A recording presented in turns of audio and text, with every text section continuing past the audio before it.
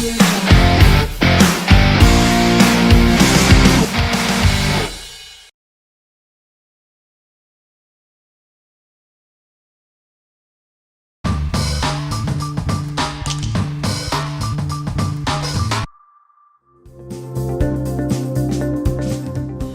to instructional videos. Today we are putting together the Simpo Square sign.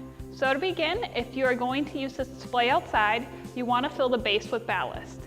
So you'll turn the base on its side and remove one of the plugs and then fill with ballast and then replace the plug, and you'll repeat for the other side of the display. So then to insert your graphics, you're going to lay the frame down.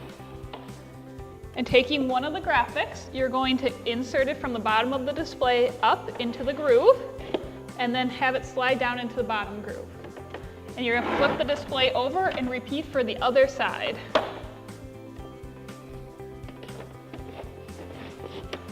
Once you have your graphic completely inserted, you're going to stand your display up and completely open it.